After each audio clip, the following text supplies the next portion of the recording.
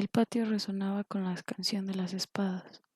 Bajo la lana negra, el cuero tratado y la cota de mallas, el sudor corría helado por el pecho de John, que forzó más el ataque. Gren se tambaleó hacia atrás tratando de defenderse con torpeza. Cuando alzó la espada, John aprovechó el hueco para lanzar un ataque con un movimiento de barrido que dio a su contrincante en la pierna y lo dejó cojeando. Al golpe descendente de Gren respondió con otro ataque por encima del hombro que le abolló el casco. Cuando Gren intentó un ataque lateral, John lo desvió y le golpeó en el pecho con el antebrazo envuelto en mallas. A continuación le asestó un mandoble en la muñeca que le arrancó un grito de dolor y le hizo soltar la espada. Ya basta. Sir Alistair Thorne tenía una voz más cortante que el acero valiriano. El bastardo me ha roto la muñeca, dijo Gren apretándose la mano. El bastardo te ha dejado cojo, te ha abierto esa cabeza hueca que tienes y te ha cortado la mano. ¿O es lo que te habría hecho si estas espadas tuvieran filo? Por suerte para ti, la guardia necesita también mozos de cuadra, no solo guerreros. Sir Alistair hizo un gesto en dirección a Yeren y a Sapo. Poned de pie al Uro, tiene que preparar un funeral. John se quitó el casco mientras los demás chicos ayudaban a Gren a levantarse. Le gustó la sensación del aire gélido de la mañana en el rostro. Se apoyó en su espada, respiró hondo y se permitió disfrutar un momento del sabor de la victoria. Eso es una espada, no el bastón de un anciano, le dijo Sir Alistair con brusquedad. ¿Te duelen las piernas, Lord Nieve? No, respondió John. Detestaba que lo llamaran así. Era el apodo burlón que Sir Alistair le había puesto el primer día que fue a entrenar. Los demás chicos se lo habían apropiado y ahora tenía que aguantarlo constantemente. Envainó la espada larga. Thorne avanzó hacia él a zancadas. Sus ropas de cuero negro susurraban ligeramente cuando se movía. Era un hombre compacto, de unos 50 años, frugal y duro, con hebras grises en el pelo negro y ojos como esquilas de ónice. Dime la verdad. Estoy cansado, reconoció John. El brazo le ardía por el peso de la espada y ahora que el combate había terminado empezaba a notar las magulladuras. Lo que te pasa es que eres débil. He ganado. No, el Uro ha perdido. Uno de los chicos dejó escapar una risita burlona. John era demasiado inteligente para responder. Había derrotado a todo aquel que Sir Alistair le había puesto por delante y no había conseguido nada.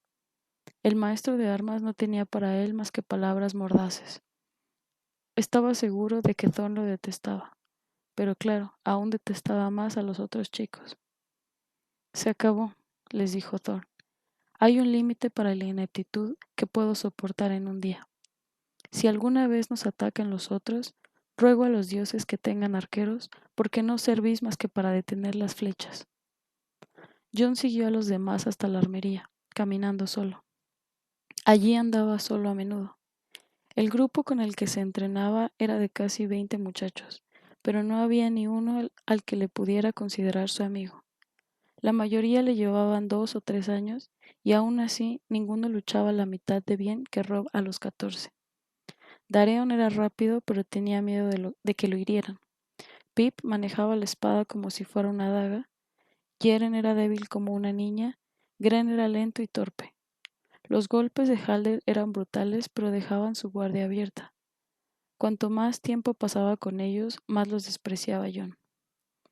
Una vez en el interior, John colgó la espada y la vaina de un gancho en el muro de piedra, haciendo caso omiso de los que lo rodeaban. Empezó a quitarse metódicamente las mallas, el cuero y las prendas de lana empapadas en sudor. En los braseros de hierro situados a ambos extremos de la estancia alargada ardían pedazos de carbón y aún así el muchacho titiritaba.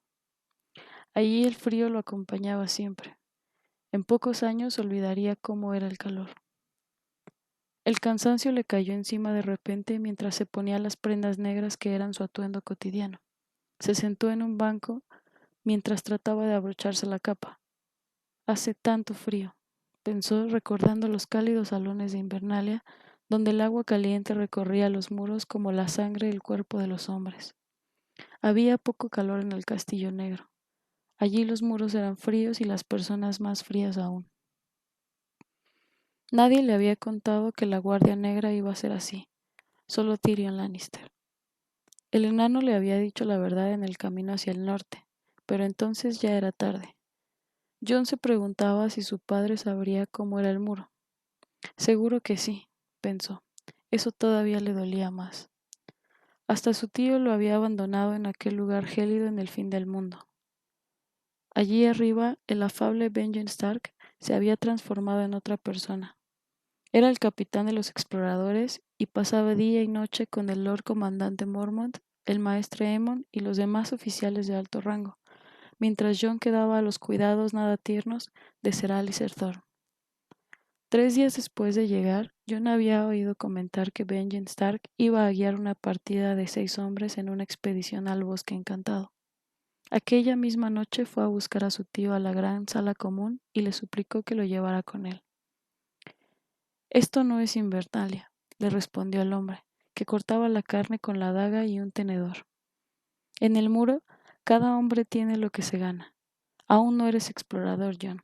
Eres un simple novato que todavía huele a verano.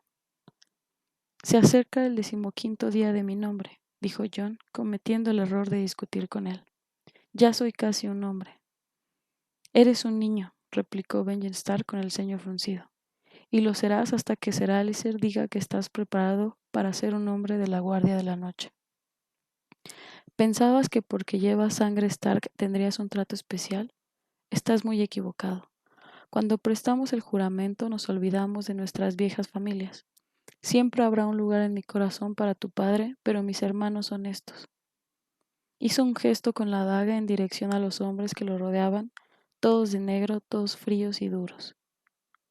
Al día siguiente, Jon se levantó al amanecer para ver partir a su tío.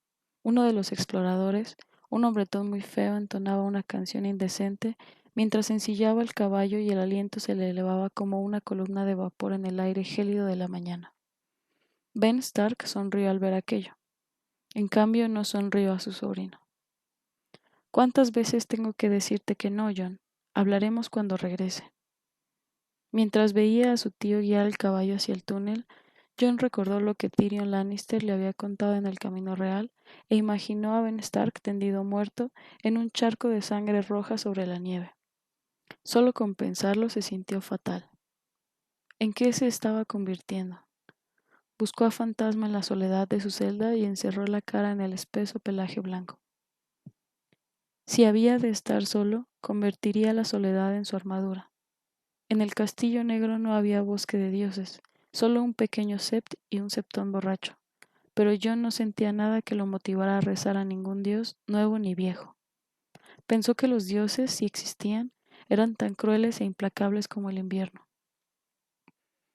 Echaba de menos a sus verdaderos hermanos, al pequeño Rickon con los ojos brillantes al pedirle una golosina, a Robb su rival y a su mejor amigo, su eterno compañero. A Bran testarudo y curioso que siempre quería seguirlos y participar en cualquier cosa que hicieran Robb y Jon. También echaba de menos a las chicas, incluso a Sansa, que jamás lo había llamado de otra manera que no fuera mi medio hermano, desde que tuvo edad y uso de razón para comprender el significado de la palabra bastardo. Y Arya, a ella le extrañaba aún más que a Robb. Añoraba a aquella chiquilla flaca, siempre con las rodillas llenas de arañazos, el pelo revuelto y desgarrones en la ropa, tan valiente y voluntariosa.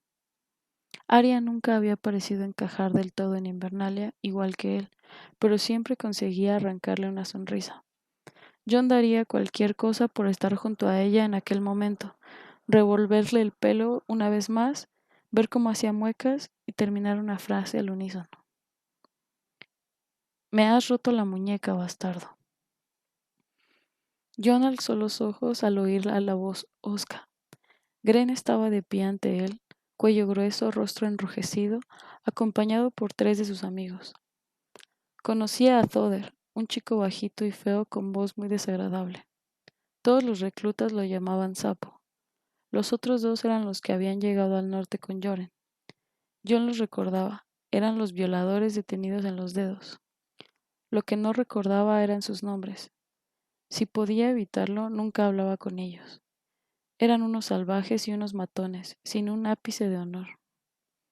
Si me lo pides, por favor, dijo mientras se levantaba, te rompo la otra. Gren tenía 16 años y le sacaba una cabeza a John. Los cuatro eran más corpulentos que él, pero no le daban miedo. A todos los había derrotado en el patio. A lo mejor te rompemos nosotros a ti, dijo uno de los violadores. Inténtalo. John fue a recoger su espada, pero uno de ellos le agarró el brazo y se lo retorció a la espalda. Siempre nos dejas mal, se quejó Sapo. Ya estabais mal cuando antes de que os conociera, se burló John. El chico que le tenía cogido el brazo tiró de él hacia arriba con fuerza. El dolor lo recorrió como un latigazo, pero John no gritó. Menuda boca tiene el señorito, dijo Sapo acercándose un poco más. Tenía ojillos porcinos pequeños y brillantes. ¿La boquita la sacaste de tu mamá, bastardo? ¿De qué trabajaba? ¿De ramera? ¿Cómo se llamaba? A lo mejor me la he tirado alguna vez. John se retorció como una anguila y clavó el talón en el empeine del muchacho que lo tenía sujeto. Se oyó un grito de dolor y quedó libre. Se lanzó contra Sapo, lo derribó de espaldas contra un banco y cayó sobre su pecho, con las dos manos en la garganta del otro, golpeándole la cabeza contra el suelo de tierra. Los dos chicos de los dedos se lo quitaron de encima y lo tiraron al suelo sin contemplaciones. Gren empezó a darle patadas. John intentaba esquivar los golpes cuando en la penumbra de la armería retumbó una voz. Basta, parad ahora mismo. John consiguió ponerse en pie. Donald Noy los miraba con el ceño fruncido. Las peleas en el patio. Si metéis vuestras rencillas en mi armería, serán mis rencillas, y eso no os va a gustar. Sapo se sentó en el suelo y se palpó la nuca con cuidado. Cuando apartó los dedos, los tenía ensangrentados. Ha intentado matarme, se quejó. Es verdad, yo lo he visto, asintió uno de los violadores. Me ha roto la muñeca, insistió Gren y se lo mostró a Noy. Una magulladura. El armero apenas la había examinado un instante. Un esguince como mucho. Di al maestro Emon que te prepare un ungüento. Ve con él, Toder. Es mejor que te eche un vistazo a eso de la cabeza. Los demás a vuestras celdas. Tú no, Nieve, quiero hablar contigo. John se dejó caer sentado en el banco largo de madera mientras los otros se alejaban. No hizo caso de sus miradas, de las promesas silenciosas de venganza en el futuro. El brazo le palpitaba. La guardia necesita hasta el último de los hombres, empezó Donald Noy en cuanto estuvieron a solas. Incluso a hombres como Sapo. No es ningún honor matarlo. Dijo que mi madre era una... John había enrojecido de ira. Una ramera, lo oí. ¿Y qué? Lord Eddard Stark no es hombre que se acueste con rameras, dijo John con tono gélido. Su honor. No le impidió engendrar a un bastardo, ¿verdad? ¿Puedo marcharme? John apenas si lograba contener la ira. Te marcharás cuando yo diga. El muchacho frunció el ceño y clavó la vista en el humo que se elevaba del brasero, hasta que Noye lo cogió por debajo de la barbilla. Los dedos gruesos le obligaron a girar la cabeza. Y mírame cuando te hablo, chico. John lo miró. El pecho del armero era como un barril de cerveza y la tripa hacía juego. Tenía la nariz ancha y plana y siempre parecía mal afeitado. Llevaba la manga izquierda de la túnica de lana negra prendida al hombro como con un broche de plata en forma de espada. Las palabras no convierten a tu madre en una ramera. Es lo que es y nada de lo que diga Sapo lo puede cambiar. Y por cierto, las madres de algunos de nuestros hombres sí eran rameras. La mía no, pensó John obstinado. No sabía nada de su madre. Eddard Stark se negaba a hablar del tema, pero soñaba con ella con frecuencia, tan a menudo que casi podía ver su rostro. En los sueños era hermosa y de noble cuna, y sus ojos rebosaban de bondad. ¿Te parece que lo has tenido difícil porque eres el hijo bastardo de un noble? Prosiguió el armero. Pues Yaren es el retoño de un septon y Cotter Pike es el hijo bastardo de una criada de taberna. Ahora está al mando de Guardia Oriente del Mar. No me importa, replicó John. No me importan ellos, ni tú, ni Thorn, ni Benjen Stark, ni nadie. Detesto este lugar. Es frío. Sí, frío, duro y cruel. Así es el muro. Y así son los hombres que la patrullan.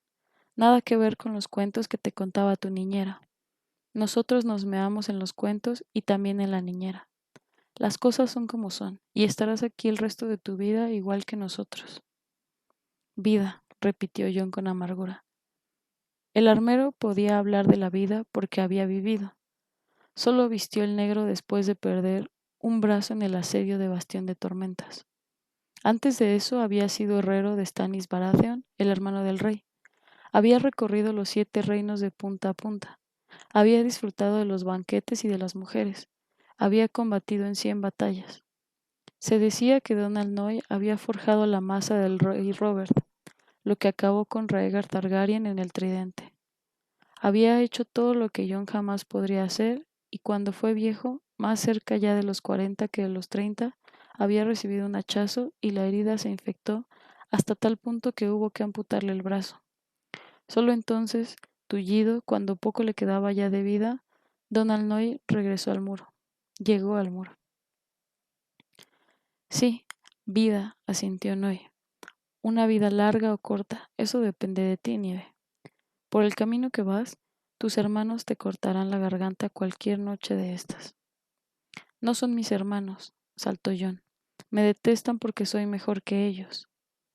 No, te detestan porque te comportas como si fueras mejor que ellos. Te miran y ven a un bastardo criado en un castillo que se comporta como un señor. El armero se inclinó hacia él. No eres ningún señor. Recuérdalo siempre. Tu apellido es Nieve, no Stark. Eres un bastardo y un matón. ¿Yo? ¿Matón yo? John estuvo a punto de atragantarse con la palabra. La acusación era tan injusta que lo había dejado sin aliento. Fueron ellos los que me atacaron, los 4. 4 muchachos a los que habías humillado en el patio. 4 muchachos que seguramente te tienen miedo. Te he visto pelear. Contigo no es un entrenamiento. Si tu espada tuviera filo, estarían muertos. Eso lo sabes bien y ellos también lo saben. No les dejas nada, los avergüenzas. ¿Te sientes orgulloso de eso? John titubeó. Se sentía orgulloso cuando ganaba, ¿por qué no? Pero el armero lo estaba quitando también eso, hacía que pareciera algo malo. Todos son mayores que yo, dijo a la defensiva. Mayores, más altos y más fuertes, cierto, pero me apuesto lo que sea a que tu maestro de armas te enseñó a pelear con hombres más corpulentos en Invernalia. ¿Era algún anciano caballero? Sir Roderick Cassel, asintió John con cautela. Percibía que allí había alguna trampa. Notaba cómo se cerraba en torno a él. Piénsalo bien, chico. Donald Noy se inclinó hacia adelante hasta que su rostro casi rozó el de John. Antes de conocer a Sir Alicer, ninguno de los otros había tenido un maestro de armas. Sus padres eran granjeros, carreteros, cazadores furtivos, herreros, mineros, remeros en galeras mercantes. Lo poco que saben de lucha lo aprendieron en los malecones, en los callejones de Antigua y de Lannisport, en burdeles de las afueras y tabernas a lo largo del camino real. Quizá esgrimieran palos alguna vez antes de llegar aquí, pero te puedo asegurar que, en 20 años, no he visto ni a uno que tuviera suficiente dinero para comprar una espada de verdad. Parecía sombrío, torvo. Bueno, ¿qué tal te saben ahora las victorias, Lord Nieve?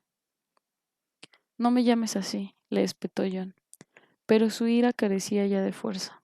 De pronto se sentía avergonzado y culpable. No sabía, no pensé. Pues más vale que empieces a pensar, le advirtió Noye. O eso, o tendrás que dormir con una daga bajo la almohada. Ya te puedes ir. Cuando John salió de la armería era ya casi mediodía. El sol había conseguido asomar entre las nubes. Le dio la espalda y alzó la vista hacia el muro, que resplandecía azul y cristalino bajo aquella luz. Pese a las semanas transcurridas, seguía sintiendo escalofríos con solo mirarlo. El polvo arrastrado por el viento a lo largo de los siglos lo había erosionado, lo cubría como una película y le otorgaba un color grisáceo como de día nublado. Pero cuando le daba el sol en un día despejado, brillaba, cobraba vida con la luz. Era un acantilado colosal blanco azulado que se alzaba imbarcable hacia el cielo. Benjen Stark le había dicho a Jon en el camino real, la primera vez que divisaron el muro a lo lejos, que era la estructura más grande jamás edificada por el hombre. Y también la más inútil, añadió Tyrion Lannister con una sonrisa. Pero hasta el gnomo se fue quedando sin palabras a medida que se acercaban. Se divisaba desde muchos kilómetros de distancia. Era una línea azul claro, inmensa y continua, que cruzaba el horizonte norte de este a oeste y se perdía de vista en la distancia. Aquí termina el mundo, parecía proclamar. Cuando por fin divisaron el castillo negro, los torreones enteibados y las torres de piedra parecían simples juguetes esparcidos sobre la nieve al pie de la vasta muralla de hielo. La antigua fortaleza de los hermanos negros no era ninguna invernalia. De hecho, no era un verdadero castillo. Como carecía de muros, era imposible defenderlo de ataques procedentes del sur, del este o del oeste.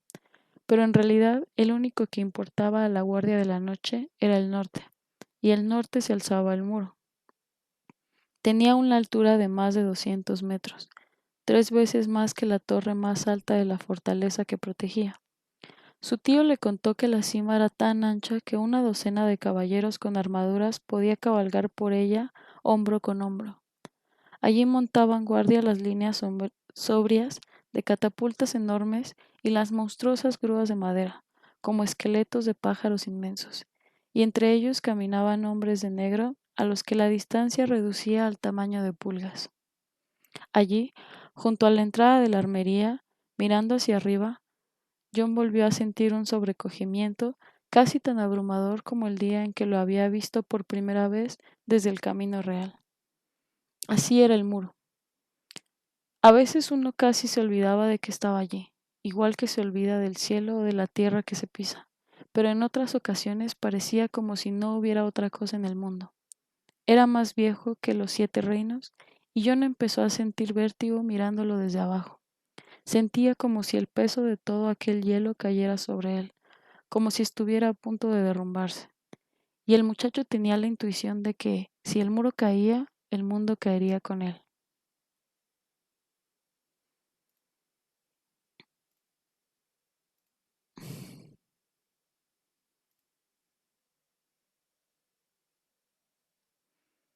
Hace que uno se pregunte qué hay del otro lado, dijo una voz conocida. Lannister, dijo Jon bajando la vista.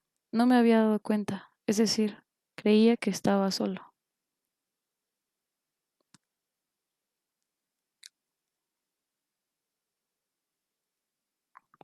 Pillar a la gente desprevenida tiene muchas ventajas. Tyrion Lannister iba envuelto en pieles tan gruesas que parecía un oso diminuto. Nunca se sabe qué vas a aprender. De mí no aprenderás nada, replicó Jon. Apenas había visto al enano desde que terminara el viaje. Como hermano de la reina, Tyrion Lannister había sido el invitado de honor de la Guardia de la Noche. El Lord Comandante lo había instalado en habitaciones de la Torre del Rey, así llamada aunque hacía más de un siglo que ningún rey ponía el pie en ella.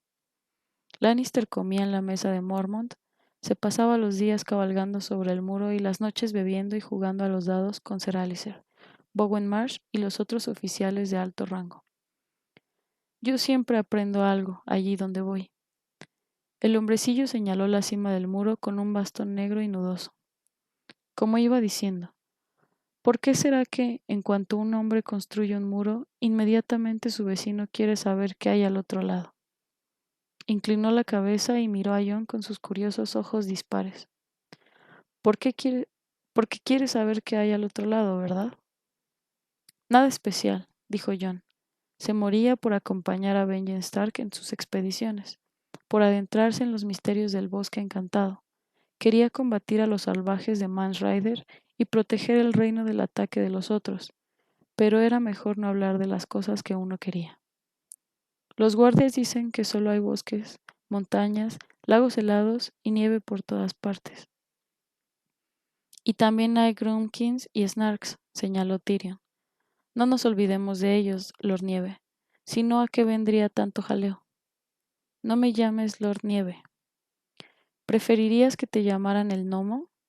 Preguntó el enano arqueando una ceja. Si dejas que se den cuenta de que sus palabras te hacen daño, jamás te librarás de las burlas. Si te ponen un mote, recógelo y transfórmalo en tu nombre. Hizo otro gesto con el bastón. Ven, acompáñame. Deben de estar sirviendo alguna basofia en la sala común, y me iría bien tomar algo caliente. Jon también tenía hambre, así que echó a andar junto a Lannister, acortando el paso para acomodarse el avance torpe del enano. El viento empezaba a soplar y a su alrededor se oían los crujidos de los edificios de madera. A lo lejos una contraventana olvidada golpeteaba sin cesar y en un momento dado resonó un golpe sordo, cuando una espesa capa de nieve se deslizó de un tejado y cayó al suelo cerca de ellos. No he visto a tu lobo, dijo Lannister mientras caminaban. Cuando entrenamos lo dejo encadenado en los establos viejos. Ahora todos los caballos están en los establos del este, así que no molesta a nadie. El resto del tiempo la pasa conmigo. Mi celda dormitorio está en la torre de jardín, la que tiene el almanaque derrumbado, ¿verdad? Hay un montón de piedras en el patio, y la torre se inclina tanto como nuestro noble rey Robert después de una noche de borrachera. Creía que esos edificios estaban abandonados. Aquí a nadie le importa dónde duermes, dijo Jon encogiéndose de hombros. Casi todos los torreones están vacíos. Puedes elegir la celda que te dé la gana. En el pasado el castillo había albergado a 5.000 soldados, cada uno con caballos, criados y armas. Ahora los ocupantes no eran ni la décima parte, y algunas edificaciones se estaban desmoronando. La carcajada de Tyrion Lannister se elevó como una nube de vapor en el aire frío. Le diré a tu padre que arreste a unos cuantos albañiles más antes de que tu torre se derrumbe. Jon detectó el sarcasmo, pero la verdad era innegable. La guardia había construido 11 grandes fortalezas a lo largo del muro, pero solo 3 de ellas estaban ocupadas por aquel entonces. Guardia Oriente, en la orilla gris barrida por los vientos, la Torre Sombría junto a las montañas donde terminaba el muro, y entre ellas el Castillo Negro al final del Camino Real. Las otras fortalezas llevaban largo tiempo desiertas y eran lugares solitarios, fantasmales, donde los vientos helados silbaban a través de ventanas negras y los espíritus de los muertos paseaban por los parapetos. Para mí es mejor estar solo, dijo Jon testarudo. A los demás chicos les da miedo fantasma. No son tontos, dijo Lannister. Cambió de tema de repente. Oye, se dice que tu tío está muy lejos. Jon recordó lo que había deseado en medio de la rabia, la visión de Benjen Stark muerto en medio de la nieve, y esquivó la mirada de su acompañante con rapidez. El enano percibía demasiadas cosas y no quería que le viera la culpa en los ojos. Dijo que estaría de vuelta antes del día de mi nombre, admitió. Su día del nombre había llegado y pasado desapercibido hacía ya 2 semanas. Iban en busca de Sir Weimar Royce. Su padre es banderizo de Lord Arryn. El tío Benjen dijo que a lo mejor tenían que llegar hasta la Torre Sombría. Eso está montaña arriba. Tengo entendido que últimamente han desaparecido muchos guardias, dijo Lannister mientras subían por las escaleras de la sala común. Sonrió y abrió la puerta. Puede que los Grumpkins estén hambrientos este año. La sala era inmensa, llena de corrientes frías pese al fuego que chisporroteaba en la enorme chimenea. En las vigas del techo elevado anidaban los cuervos. Jon oyó sus graznidos mientras los cocineros de turno de aquel día le daban un cuenco de guiso y un trozo de pan negro. Gren, Sapo y otros muchachos estaban sentados en el banco más cercano al fuego, riendo e insultándose con sus voces groseras. Jon los miró pensativo un instante y optó por un lugar en el extremo más alejado de la sala, lejos de los demás. Cebada, cebolla, zanahoria, murmuró Tyrion Lannister, olfateando el guiso con desconfianza. Se había sentado enfrente de él. Alguien tendría que explicarles a los cocineros que los nabos no son carne. Es estofado de carnero. John se quitó los guantes y se calentó las manos con el vapor que despedía el cuenco. El olor le hizo salivar.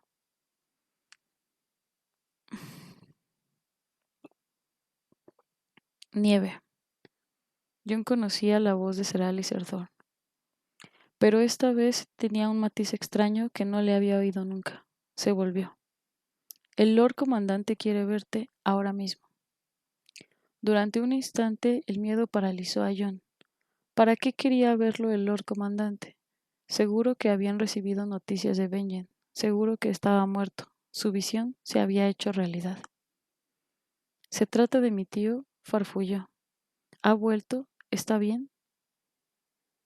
El Lord Comandante no está acostumbrado a esperar, fue la respuesta de Sir Alistair. Y yo no estoy acostumbrado a que nadie cuestione mis órdenes, menos aún un bastardo. Basta ya, Thorne. Tyrion Lannister se puso de pie. Estás asustando al chico. No te metas en lo que no te importa, Lannister. Aquí no hay lugar para ti. Pero en la corte sí, sonrió el enano. Solo tengo que decir las palabras adecuadas a las personas oportunas y te morirás de viejo antes de que te permitan entrenar a otro muchacho. Venga, dile a Nieve por qué quiere verlo el viejo oso. ¿Hay noticias de su tío? No, respondió Sir Alistair. No tiene nada que ver con él. Esta mañana ha llegado un pájaro de Invernalia con un mensaje relativo a su hermano, a su medio hermano. Se corrigió de inmediato. Bran, jadeó John. Se puso en pie, pero le temblaban las rodillas. A Bran le ha pasado algo. Lo siento mucho, John, dijo Tyrion Lannister poniéndole una mano en el hombro. John casi ni lo oyó. Se sacudió la mano de Tyrion y recorrió la sala a zancadas. Cuando llegó a las zancadas eran ya una carrera. Corrió al torreón del comandante, levantando la nieve a su paso. Los guardias le permitieron entrar y subió de dos en dos los peldaños de la torre. A presencia del comandante llegó un John jadeante con las botas empapadas y el rostro desencajado. ¿Qué dice de Bran el mensaje?, preguntó. Georg Mormont, Lord Comandante de la Guardia de la Noche, era un anciano gruñón de enorme cabeza calva y barba gris hirsuta. Tenía un cuervo posado en el brazo y le estaba dando granos de maíz. Tengo entendido que sabes leer. Se sacudió el cuervo, que batió las alas, voló hasta la ventana y se posó en el alféizar, donde se quedó para observar cómo Mormont se sacaba un rollo de papel del cinturón y se lo tendía a John. Maíz, graznó con voz áspera. Maíz, maíz. John recorrió con el dedo del perfil del lobo huargo en la cera blanca del sello roto. Reconoció la letra de Rob, pero las palabras eran borrosas y apenas podía leerlas. Se dio cuenta de que estaba llorando. Y entonces, a través de las lágrimas, comprendió el sentido de las palabras y alzó la cabeza. Se ha despertado, dijo. Los dioses nos lo han devuelto. Inválido, dijo Mormont. Lo siento, muchacho. Lee el resto de la carta. Leyó lo que le faltaba, pero no importaba. Nada tenía importancia. Bran iba a vivir.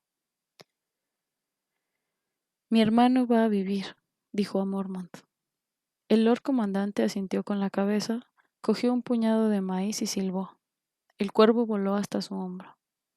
Vivir, vivir, graznó. Mi hermano va a vivir, dijo a los guardias cuando bajó corriendo las escaleras con una sonrisa en el rostro y la carta de Rob en la mano. Estos intercambiaron una mirada. El muchacho corrió de vuelta a la sala común, donde Tyrion Lannister estaba terminando de comer. Cogió al hombrecillo por debajo de los brazos, lo alzó en vilo y giró con él. Bran va a vivir, exclamó exultante. Lannister parecía sobresaltado. John lo soltó y le puso el papel en las manos. Mira lo que pone aquí, añadió. Los demás se estaban agrupando a su alrededor y lo miraban con curiosidad. John advirtió la presencia de Gren a pocos metros. Tenía una mano envuelta en gruesos vendajes de lana. Parecía receloso e incómodo, en absoluto amenazador. John se dirigió hacia él. Gren retrocedió y levantó las manos. No te acerques a mí, bastardo. Siento lo de tu muñeca, dijo John con una sonrisa. Rob me hizo la misma maniobra una vez, solo que con una espada de madera. Me dolió como los 7 infiernos, así que lo tuyo debe de ser peor. Oye, si quieres te puedo enseñar a defenderte de ese ataque. Vaya, Lord Nieve quiere ocupar mi puesto, se burló Sir Alistair Thorne, que lo había oído todo. A mí me costaría menos enseñar a un lobo a hacer malabarismos que a ti entrenar a este huro. Acepto la apuesta, Sir Alistair, dijo John. Me gustaría mucho que Fantasma aprendiera a hacer malabarismos. Oyó cómo Gren se atragantaba. Se hizo el silencio. En aquel momento Tyrion Lannister estalló en carcajadas. 3 hermanos negros.